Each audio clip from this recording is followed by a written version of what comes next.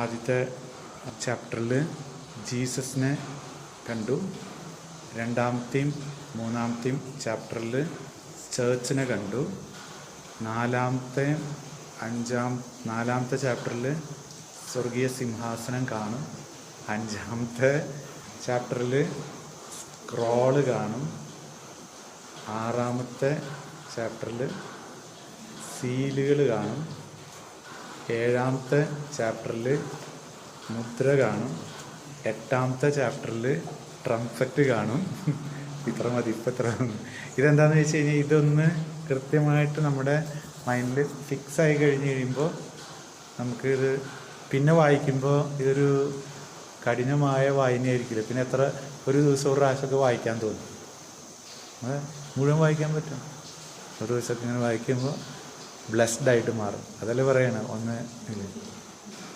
പിന്നെ ആ ബോധ്യങ്ങൾ ഇങ്ങനെ പതുക്കെ ഇങ്ങനെ കൂടി വരും. അപ്പം പിന്നെ ഇങ്ങനെ വേറെ ആരെങ്കിലുമൊക്കെ സ്വർഗീയത്തെ പോയ കാര്യങ്ങളൊന്നും കേൾക്കുക, അതിനൊക്കെ എളുപ്പം ഏതാണെന്ന് വെച്ച് കഴിഞ്ഞാൽ വെളിപാട് 4-ാം അധ്യായം വായിക്കുന്നതാണ്. അപ്പോൾ 4-ും 5-ലും ശരിക്കും ഇത്രയും നേരം നമ്മൾ ഭൂമിയിലായിരുന്നു. കുറേ പിശാചുകളും പിന്നെ കുറേ മനുഷ്യരും പിന്നെ നമ്മുടെ കുറേ പാപങ്ങളും ഇതെല്ലാം വിട്ട് ഇനിയുള്ളത് ഒരു പറയില്ലേ ജേണിയാണ്, സിമ്പിൾ ജേണിയാണ്. അപ്പോൾ ഈ 4-ഉം 5-ഉം ശരിക്കും പറയുകയാണെങ്കിൽ ഒരു എൻറ്റിറ്റി ആയിട്ട് തന്നെ കാണാം ചാപ്റ്ററെ. പക്ഷേ ഓരോന്നിൻ്റെയും മാറ്റർ വ്യത്യാസമുണ്ട്. ഇതിൽ സിംഹാസനമാണ്, അതിൽ സ്ക്രോളാണ്. അപ്പോൾ ഇത് നമ്മൾ പറഞ്ഞ എൻ്റെ തുടക്കമാണ്. 1:19 പറഞ്ഞത് ആയിരിക്കുന്നതും വരാനിരിക്കുന്നതും. അപ്പോൾ അത് തുടങ്ങുകയാണ്. ഈ 4-ല് ഇതൊരു സിംഹാസനം കാണുന്നു, അതിലിരിക്കുന്നു, വേർഷിപ്പ് കാണുന്നു. മറ്റൊടുത്ത് സ്ലോട്ടേഡ് ലാമ്പ് അവകാശം പറഞ്ഞ് അത് തുറക്കാൻ പോകുന്നു. പിന്നെ തുറക്കുന്നതാണ് 1, 2, 3 എന്ന് പറഞ്ഞിങ്ങനെ ഓരോ സീലുകൾ ഇങ്ങനെ തുറക്കുന്നതാണ്. അപ്പോൾ ഈ ക്രിസ്ത്യൻ വേർഷിപ്പ് ശരിക്കും പറയുകയാണെങ്കിൽ ഇത് നമ്മുടെ ലിറ്റർജിയാണ്. 4-ാം അധ്യായത്തിലുള്ളത് ഈ participation in the liturgy of heaven. അപ്പോൾ നമുക്ക് ആദ്യത്തെ വചനം വായിക്കാം. ഇതിനുശേഷം സ്വർഗ്ഗത്തിൽ ഒരു തുറന്ന വാതിൽ ഞാൻ കണ്ടു. അപ്പോൾ തുറന്ന വാതിൽ, എ ഡോർ സ്റ്റാൻഡിങ് ഓപ്പൺ. ഈ ഒരു അധ്യായത്തിൽ നമ്മൾ എസക്കിയലും ദാനിയേലും ഒക്കെ ക്രോസായിട്ട് വായിച്ചു പോകും. കാരണം എന്ന് വെച്ച് കഴിഞ്ഞാൽ അതിൻ്റെ ഫുൾഫിൽമെൻ്റാണ് ഇവിടെ വരുന്നത്. അവിടെ കുറേ പ്രൊഫസികൾ നടന്നിട്ടുണ്ടല്ലോ, അതിൻ്റെ ഫുൾഫിൽമെൻ്റാണ് അത് നടന്നു. അതാണല്ലോ നമ്മൾ യേശുക്രിസ്തു ഇന്നലെയും ഇന്നും നാളെയും. അപ്പോൾ നമ്മൾക്കിടെ വായനയിൽ ഇത് പ്രൊഫസിയിൽ നമ്മളധികം ഫോക്കസ് ചെയ്യുന്നില്ല. അതിന് പകരം നമ്മൾ ലിറ്റർജിയിലാണ് ഫോക്കസ് ചെയ്യുന്നത്. നമുക്കത് മതി. പക്ഷേ അതില്ലാത്തവർക്ക് പ്രൊഫസി, ഇപ്പോൾ പ്രൊട്ടസ്റ്റൻ്റ് ഗ്രൂപ്പുകാർ ഒരു നല്ലൊരു ശതമാനം പ്രൊഫസിയിലേക്കും പിന്നെ നമ്മുടെ ആൾക്കാർ അതിൻ്റെ സ്വാധീനത്താൽ പ്രൊഫസിയിലേക്കും പോകും. വരാൻ പോകുന്ന കാര്യങ്ങളെന്ന് പറഞ്ഞ് പക്ഷേ നമ്മൾ ഫോക്കസ് ചെയ്യുന്ന ക്രിസ്തുവിലാണ്. കാരണം ഇത് റിസ്റ്റോർ ചെയ്യുന്ന സംഭവം നമ്മൾ എന്ന് അനുഭവിക്കുന്നവരാണ്. അവസാനത്തെ വെളിപാട് 19, 20, 21 നമ്മൾ എന്ന് ആഘോഷിക്കുന്നവരാണ്. പിന്നെ നമുക്ക് പ്രൊഫസി കാത്തിരിക്കേണ്ട കാര്യമില്ല, നമ്മൾ ഡൈൻ ചെയ്യുന്നവരാണ്. ഇത് നമുക്ക് മുന്നാസ്വാദനം ഉള്ളവരാണ്. അപ്പോൾ അതുകൊണ്ട് നമ്മുടെ ആംഗിൾ ഇത്തിരി വ്യത്യാസം എന്ന കാര്യങ്ങൾ മനസ്സിലാക്കി പോകും വേണം. അപ്പോൾ നമുക്ക് ആദ്യത്തെ പറഞ്ഞ എന്താണ്? Door standing open. അപ്പോൾ നമ്മൾ ഓരോ ഭാഗങ്ങൾ വായിച്ച് ഇങ്ങനെ പല ഭാഗത്തു നിന്ന് ഇങ്ങനെ ഈ ഡോറ് തുറന്നതിൻ്റെ കാര്യങ്ങളുണ്ടല്ലോ. എസക്കിയൽ 1:1.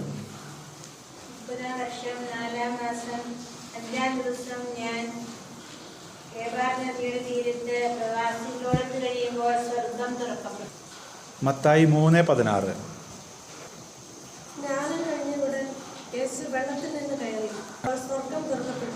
ലൂക്ക 3:21.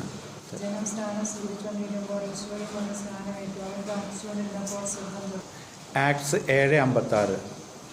അവൻ പറഞ്ഞു, ഇതാ സ്വർഗ്ഗം തുറന്നിരിക്കുന്നതും മനുഷ്യപുത്രൻ ദൈവത്തിന്റെ വലതുഭാഗത്ത് നിൽക്കുന്നതും ഞാൻ കാണുന്നു.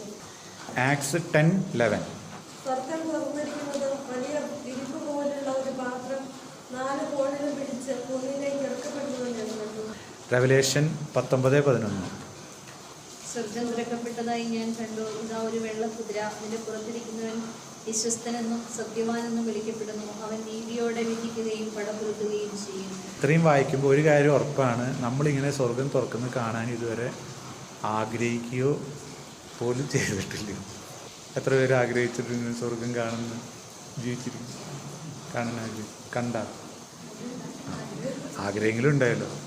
കാരണം എന്താണെന്ന് വെച്ചാൽ നമ്മളുടെ വേറെ ഒന്നല്ല, നമ്മൾ വേറെ എന്തിലൊക്കെയോ ഫോക്കസ് ചെയ്യുന്നതിൻ്റെ പ്രശ്നമാണത്. വേറെ ആരും കുഴപ്പമൊന്നുമല്ല, ഇങ്ങനെ ആൾക്കാർ കണ്ടിട്ടുണ്ട്, അപ്പോൾ എനിക്കും കാണണം എന്നുള്ളൊരു ആഗ്രഹം. ഇപ്പോൾ സിസ്റ്ററിന് ആഗ്രഹം ഉണ്ടായിരുന്നു. ഇത്രയും പേരുണ്ടായിട്ട് ഞാൻ ഉൾപ്പെടെയുള്ള എല്ലാവരും കൂടിയിട്ട് ഒരാൾക്കാണ് ആഗ്രഹം തന്നെ ഉണ്ടായുള്ളൂ. അപ്പം ഇതെന്താണെന്ന് വെച്ച് കഴിഞ്ഞാൽ നമുക്ക് ഇതിങ്ങനെ വായിച്ച് ഇങ്ങനെ ഒരു ആഗ്രഹം. ഇപ്പോൾ പറഞ്ഞില്ല ഇത്രയും ആൾക്കാർ കണ്ടോ, ഇങ്ങനെയല്ലേ പറയുക, ഇത്രയും ആൾക്കാർ കണ്ടോ, അത് ശരി, അപ്പോൾ പിന്നെ എനിക്കെന്താ കണ്ട കുഴപ്പം. അപ്പോൾ കാണണമെങ്കിൽ പിന്നെ കുറേ സാധനങ്ങൾ ഉപേക്ഷിക്കാൻ പറയും. അതായത് ഇതുവരെ കുറേ കണ്ടു നടന്ന കാര്യങ്ങൾ അതാണ് കണ്ണിൽ കൂടുതലാണെങ്കിൽ അത് തന്നെയാണ് ഈ ദർശനങ്ങളെയും ശരിക്കും സ്വാധീനിക്കുന്നത്. തെറ്റായ ദർശനങ്ങൾ വരാനുള്ള കാരണം എന്ന് വെച്ച് കഴിഞ്ഞാൽ വേറെ കുറേ കാര്യങ്ങൾ പലപ്പോഴും കണ്ടിട്ടുണ്ട്. അപ്പോൾ അത് വന്ന് നമ്മൾ മാനുഷിക തലത്ത് അത് വന്ന് ബ്ലോക്ക് ചെയ്യും. അപ്പോൾ അതുകൊണ്ടാണ് നമ്മുടെ സാധാരണ ദർശനങ്ങൾ വിശുദ്ധമാകണമെങ്കിൽ തിരുരക്തത്താൽ അത് സ്ഥിരമായിട്ട് വാഷ് ചെയ്യപ്പെടണം. വചനത്താലും രക്തത്താലും അത് ക്ലെൻസ്ഡ് ആയിരിക്കണം. പിന്നെ ആ ഭാഗത്തേക്ക് പോകരുത്. കാരണം ഇപ്പോൾ നമുക്കറിയാം, ഫിലിംസിൻ്റെ കാര്യം നമുക്കറിയാവുന്നതാണ്. അവർ വളരെ പ്രീറ്റർ നാച്ചുറൽ വേൾഡിനെ കണക്ട് ചെയ്തിട്ടാണ് എത്ര പേരെ വശീകരിക്കാം ഈ സിനിമ കാണാൻ എന്നുള്ള എല്ലാ തരം പൂജ ചെയ്തിട്ടാണ് ഈ സാധനം റിലീസ് ചെയ്യുന്നത്. അപ്പോൾ ആ റിലീസ് ചെയ്യുന്നതോടുകൂടി ആ അരൂപികളെയും റിലീസ് ചെയ്യാണ്.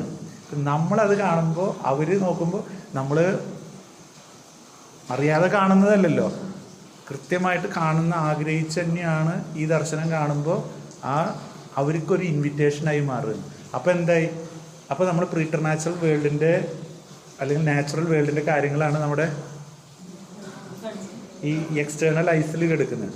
അപ്പോൾ നമുക്ക് അപ്പുറത്തെ സംഭവം ബ്ലോക്ക്ഡായി മാറും. അപ്പോൾ നമ്മളപ്പോൾ അത് കൃത്യമായിട്ട് ആഗ്രഹിക്കുമ്പോൾ അതിന് വിലയും കൊടുത്ത് എനിക്ക് ഇനി സ്വർഗം കാണും. ഓക്കെ, ഇത്ര നാൾ ഞാൻ ആഗ്രഹിച്ചില്ല, ഈ ധ്യാനത്തോടു കൂടി ഞാൻ സ്വർഗം കാണാൻ ആഗ്രഹിക്കുന്നു. ഇങ്ങനെ യോഹന്നാൻ കണ്ടിട്ടുണ്ട്, എസക്കിയേൽ കണ്ടിട്ടുണ്ട്, പിന്നെ ആരൊക്കെയാണ്, ഇതെല്ലാവരും കണ്ടിട്ടുണ്ട്. അത് ശരിയാണെന്ന് ഞാനും കാണാം.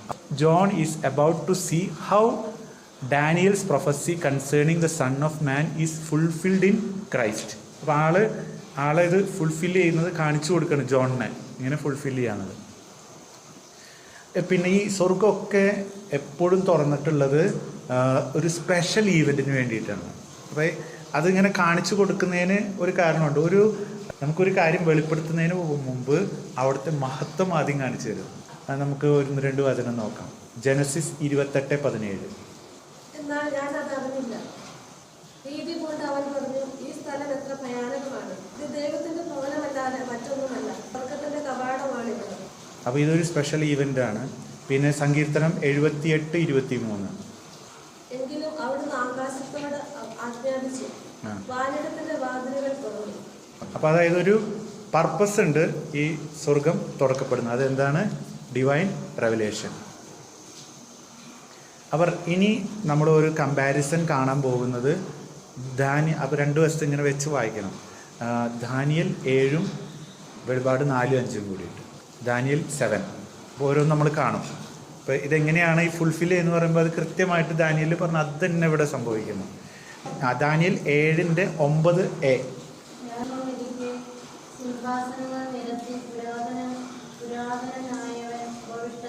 ഉപവിഷ്ടനായി, അപ്പോൾ ഈ ത്രോണിൽ ഇരിക്കുന്നു. ഇത് തന്നെയാണ് ദാനിയേൽ 4:2a വായിക്കുന്നത് നമ്മൾ.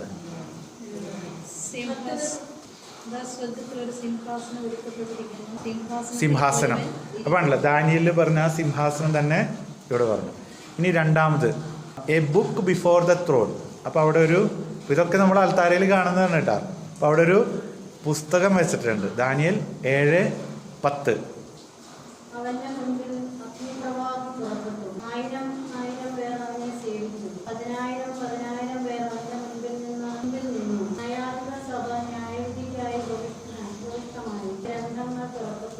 വെളിപാട് 5:1 ചുരുള്. ഇനി മൂന്നാമത്തത് a divine figure approaching God's throne to receive authority. Daniel 7:13-14. ദർശനത്തിൽ ഞാൻ കണ്ടു.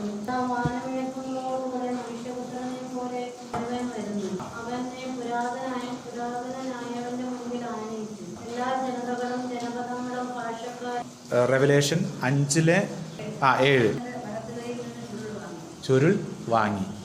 ഇനി ഈ കിങ്ഡത്തിൻ്റെ സ്കോപ്പാണ് പറയുന്നത്. ഇതൊരു സിംഹാസനമാണെങ്കിൽ അതിനൊരു സ്കോപ്പ് വേണമല്ലോ, എവിടെത്തോളം ഇതിൻ്റെ അധികാര പരിധി. അതാണ് ദാനിയേൽ 7:14 വായിക്കുന്നത് നമ്മൾ. All people, nation and tongues. ഇതാണ് നമ്മൾ പണ്ട് പറഞ്ഞില്ലേ, ദൈവത്തിൻ്റെ സോവറിനിറ്റിയാണ് ഇവിടെ മുഴുവൻ. മറ്റ് ഭാഗങ്ങളൊക്കെ നമ്മൾ സുവിശേഷമൊക്കെ വായിക്കുമ്പോൾ ദൈവത്തിൻ്റെ കാരുണ്യമാണ് എല്ലായിടത്തും പറയുന്നത്. ഇവിടെ സോവറിനിറ്റിയാണ് പറയുന്നത്. അപ്പോൾ സ്കോപ്പ് എവിടെയാണ്? All prophets, nations and tongues. വായിക്കാം. എല്ലാ ജനപദങ്ങളും ഭാഷക്കാരും അവനെ സേവിക്കേണ്ടതിന് ആധിപത്യവും മഹത്വവും രാജ്യത്വവും അവന് നൽകി. 5:9 വായിക്കും. അപ്പോൾ ഇതാണ് ഇതിൻ്റെ സ്കോപ്പ്. ഇനി അടുത്തത്, ഇത് കാണുമ്പോൾ ഉണ്ടാവുന്ന ഒരു വികാര. ദാനിയേൽ 7:15.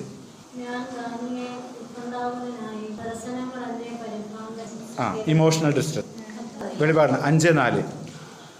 ചുവട് നിവർത്താനോ അതിലേക്ക് നോക്കാനോ ആരെയും കണ്ടെത്താത്തതിനാൽ ഞാൻ വളരെ കരഞ്ഞു. വളരെ കരഞ്ഞു. അത് ഇമോഷണൽ ലെവലാണ് അവിടെ കാണിച്ചത്. ഇനിയുള്ളത് the saints given divine authority to reign over a kingdom. Daniel 7:18.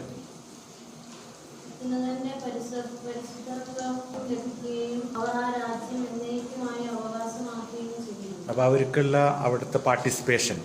വെളിപാട് 5:10. നീ അവരെ നമ്മുടെ ദൈവത്തിന് ഒരു രാജ്യവും പുരോഹിതന്മാരുമാക്കി. അവൻ ഭൂമിയുടെ മേൽ ഭരണം നടത്തി. ഇനി ഇറ്റേണൽ റെയിനിനെ കുറിച്ചാണ് അടുത്തത്. Daniel 7:27b. ആകാശത്തിന് കീഴിലുള്ള സകല രാജ്യങ്ങളുടെയും രാജ്യത്വവും ആധിപത്യവും മഹത്വവും അത്യുന്നതന്റെ പരിശുദ്ധന്മാർക്ക് നൽകും. അവരുടെ രാജ്യം ശാശ്വതമാണ്. റെവലേഷൻ 5:13. സ്വർഗത്തിലും ഭൂമിയിലും ഭൂമിക്കടിയിലും സമുദ്രത്തിലുമുള്ള എല്ലാ സൃഷ്ടികളും ഇങ്ങനെ പറയുന്നത് ഞാൻ കേട്ടു. സിംഹാസനത്തിനും കുഞ്ഞാടിനും എന്നേക്കും സ്തുതിയും ബഹുമാനവും മഹത്വവും ആധിപത്യവും. ഇതൊരു നമ്മൾ കണ്ട കുറച്ച് സാമ്പിൾ മാത്രമേ ഉള്ളൂ. അപ്പോൾ കൃത്യമായിട്ട് അന്ന് പ്രവചിച്ച കാര്യങ്ങൾ ഇവിടെ പൂർത്തിയാകുന്നതായിട്ടാണ് കാണാൻ പറ്റുക.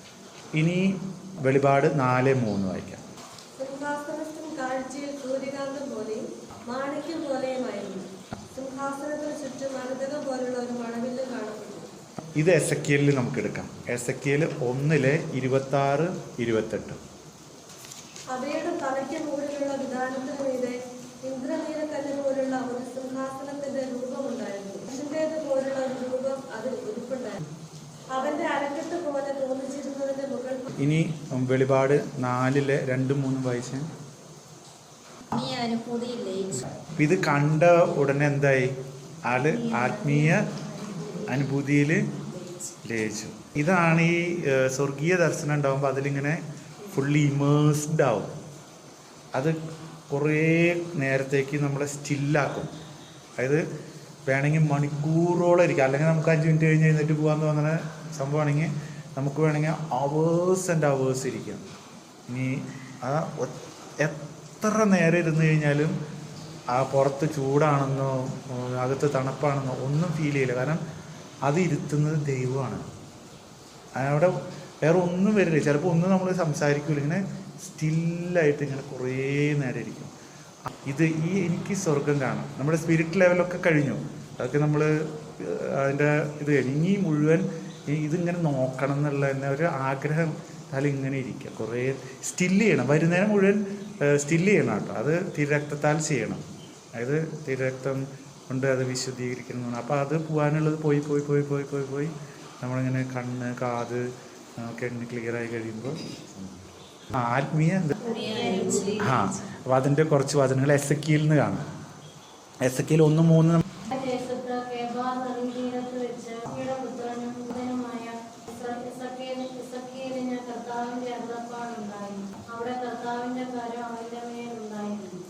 എസെക്കിയേൽ 8:3. കൈ പോലെ തോന്നിയ ഭാഗം നീട്ടി അവൻ എന്റെ മുടിക്ക് പിടിച്ചു.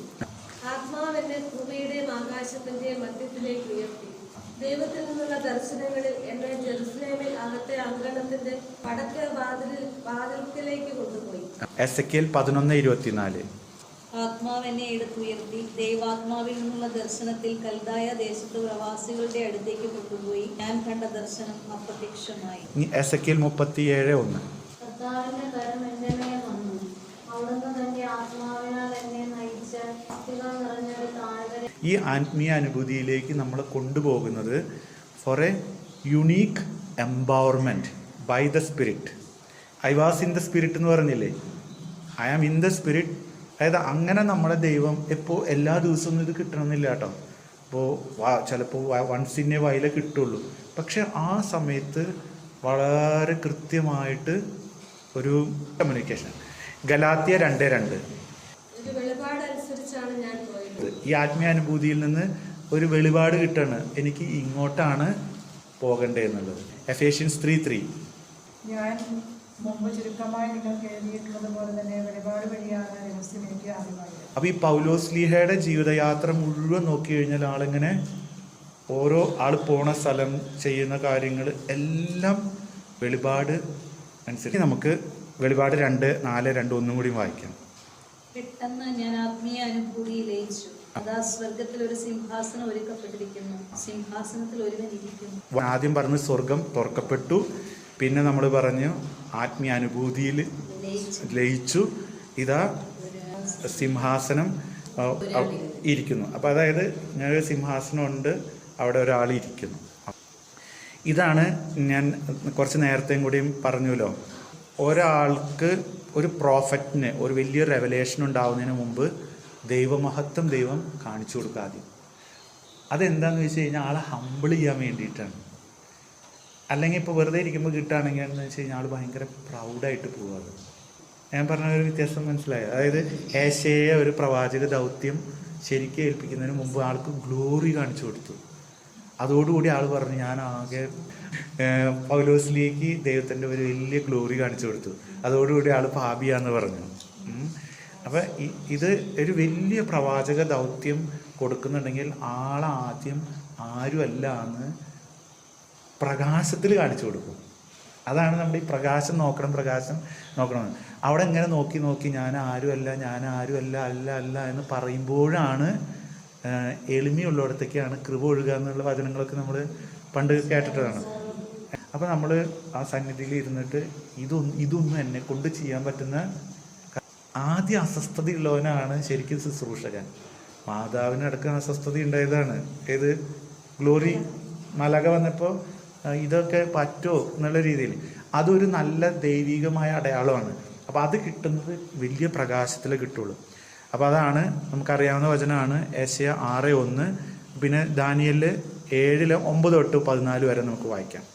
നോക്കിക്കൊണ്ടിരിക്കെ സിംഹാസനങ്ങൾ നിരത്തി നായകൻ ഉപവിഷ്ടനായി. വസ്ത്രം മഞ്ഞുപോലെ ധവളം, മുടി നിർമ്മലമായ ആട്ടിൻ രോമം പോലെ. തീജ്വാലകളായിരുന്നു അവന്റെ സിംഹാസനം. അവന്റെ ചക്രങ്ങൾ കത്തിക്കാളുന്ന അഗ്നി.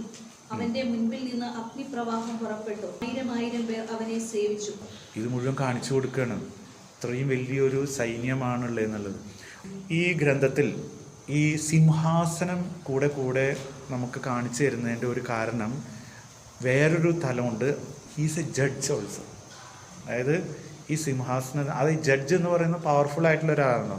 അതാണ് അവസാനം നമ്മളൊരു ഇത് കാണും റെവലേഷൻ 20:11.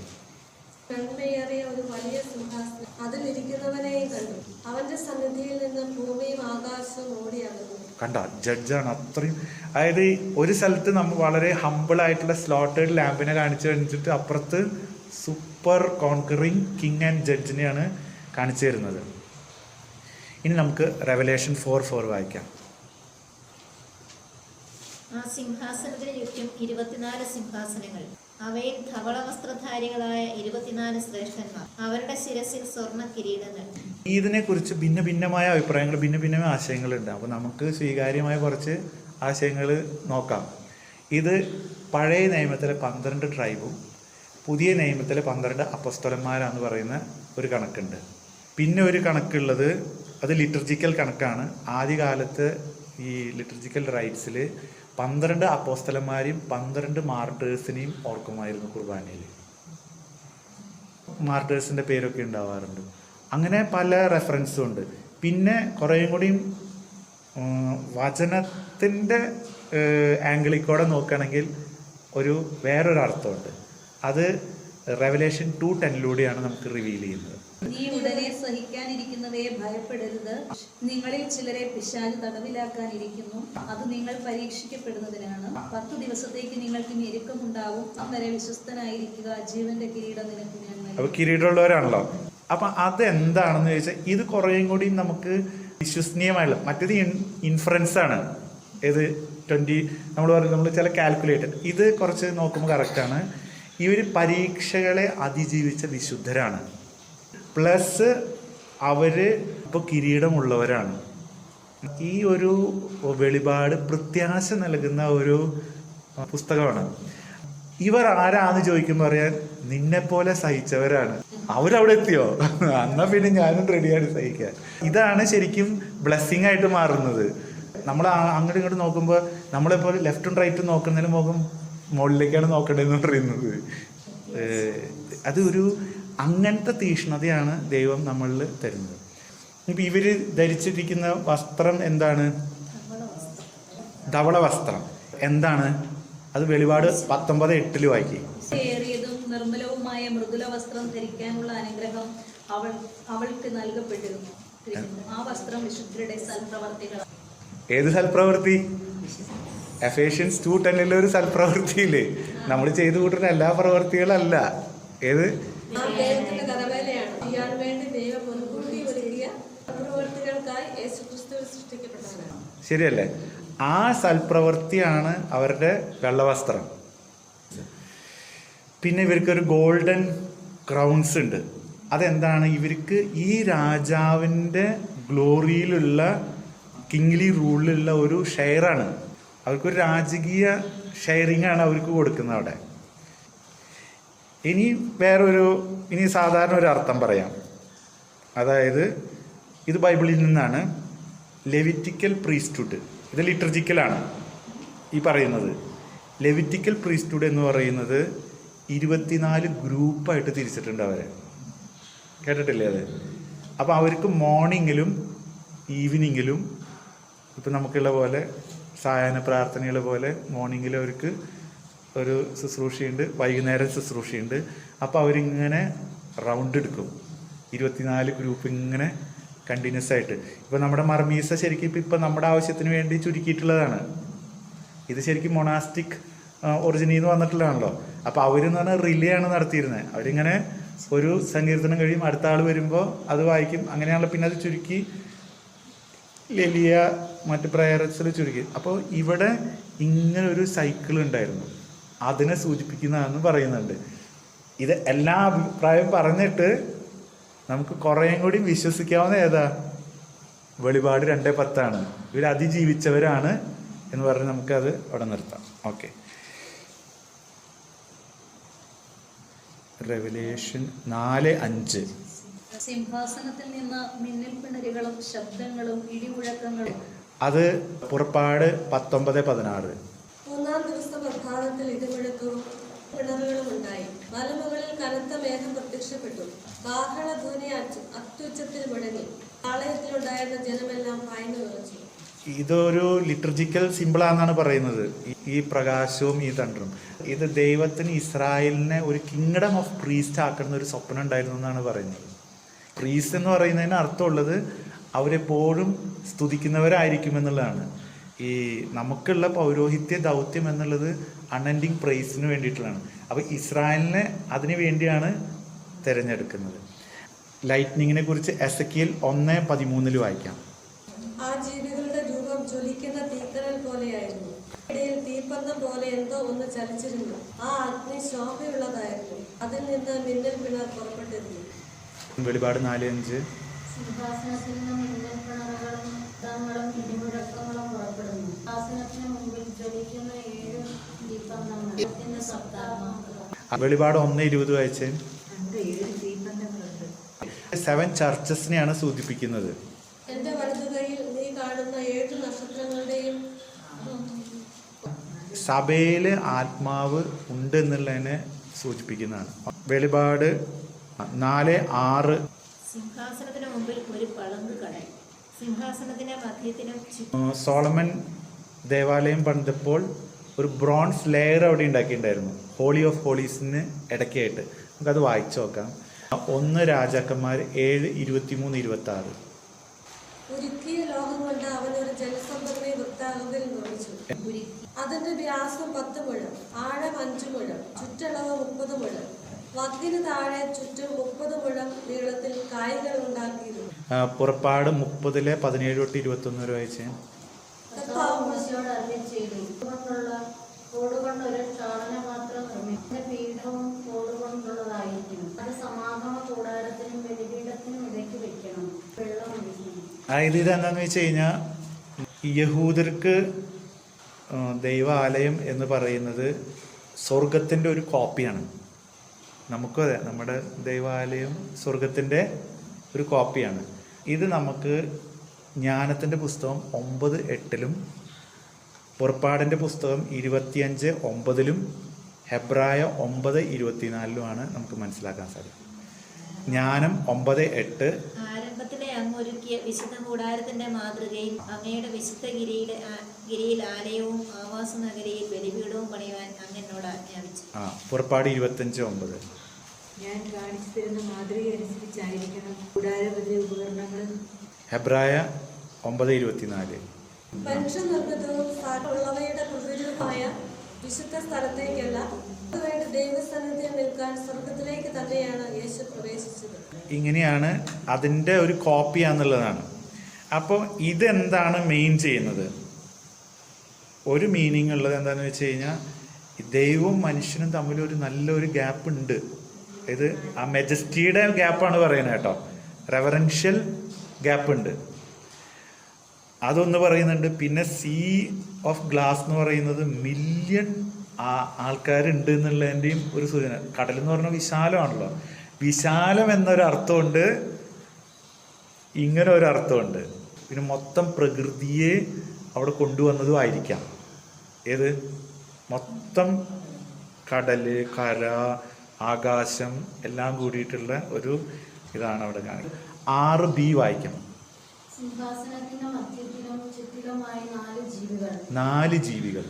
7 കൂടി വായിച്ചോ. ഒന്നാമത്തെ ജീവി സിംഹത്തെ പോലെ, രണ്ടാമത്തേത് കാളയെ പോലെ, മൂന്നാമത്തേത് പോലുള്ള മുഖം, നാലാമത്തേത് പറക്കുന്ന കഴിവിനെ. എസെക്കിയേൽ 1:5-14 വരെ വായിക്കാം. 4 ജീവികളുടെ രൂപങ്ങൾ അതിന്റെ മധ്യത്തിൽ. എസെക്കിയേൽ 10:14-22 വരെ.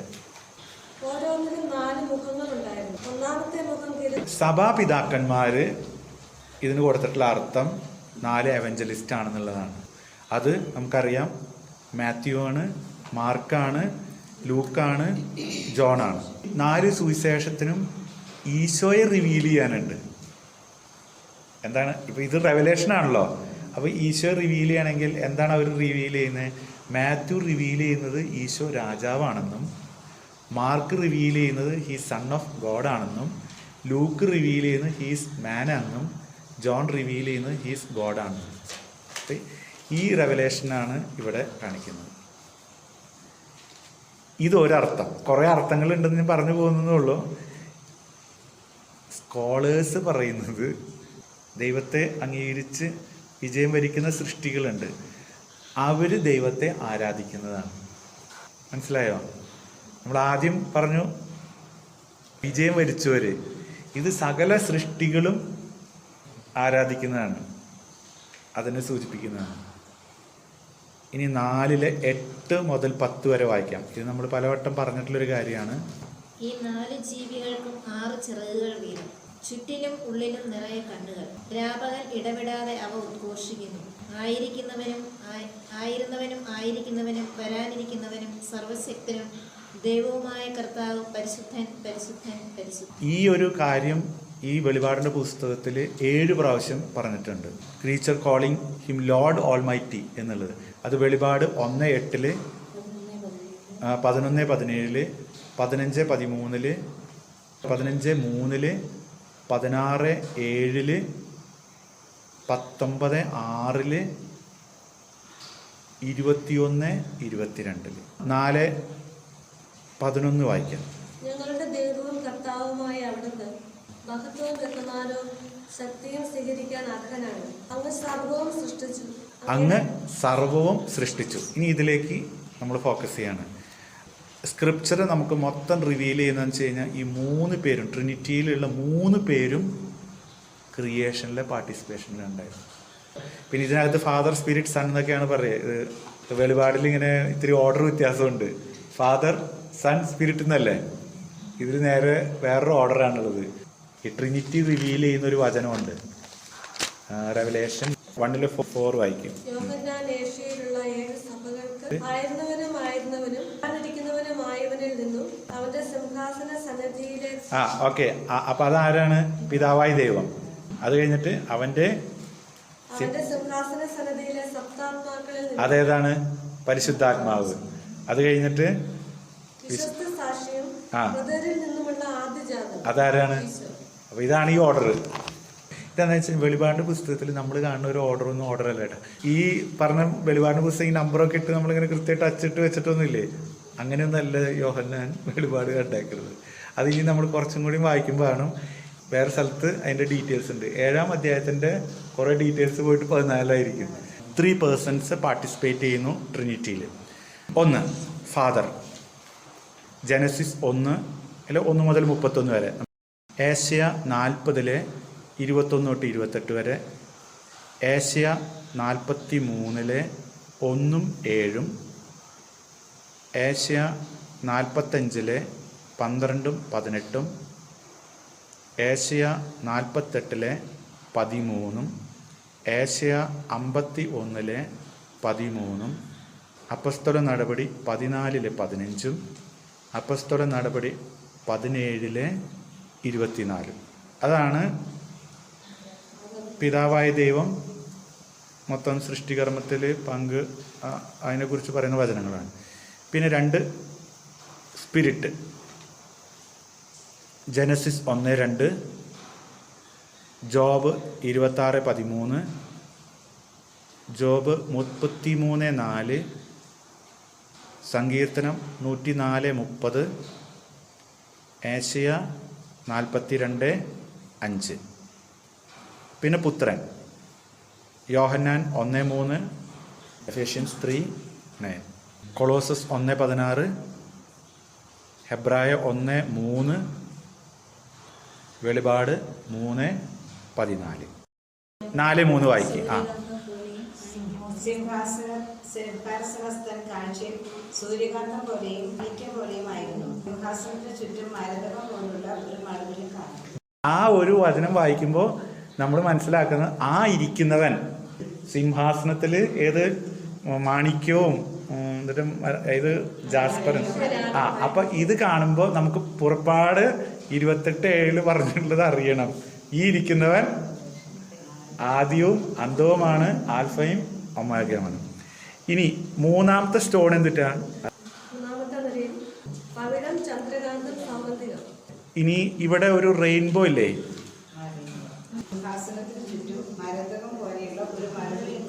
മരതകം പോലെ. അപ്പൊ അത് 3-ാമത്തെ ലൈനിലാണ്. ഈ വന്നവൻ ഒരു ഉടമ്പടി ഓർമ്മപ്പെടുത്തുന്നവനാണ്. പണ്ടത്തെ ഒരു ഉടമ്പടി പൂർത്തീകരിക്കും ഓർമ്മപ്പെടുത്തുന്നവനാണ്. അത് 3-ാമത്തെ കല്ലാണ്. ഈ 3-ാമത്തെ കല്ല് എന്ന് പറയുന്നത് 12 ഗോത്രങ്ങളിലെ 3-ാമത്തെ ഗോത്രം എന്ന് പറയുന്നത്. മനസ്സിലായില്ല? 12 ഗോത്രമല്ലേ? അതിൽ 12 3-ാമത്തെ ഗോത്രം ഉണ്ടല്ലോ, ലേവി ഗോത്രമാണ്. അപ്പോൾ ആരാണ് ഈ ഇരിക്കുന്നവൻ? ഹൈ പ്രീസ്റ്റാണ്. ആദ്യവും അന്തവുമാണ്. ഇരിക്കുന്നവൻ പ്രധാന പുരോഹിതനാണ്. 7 ഫ്ലേമിംഗ് ടോർച്ചസ് എന്ന് പറയുന്നത് ഹോളി സ്പിരിറ്റിൻ്റെ മാനിഫെസ്റ്റേഷനാണ്. ഓക്കെ. അപ്പോൾ ഇത്രയാണ് നമുക്ക് 4-ാം അധ്യായത്തിൽ മനസ്സിലാക്കാനുള്ളത്.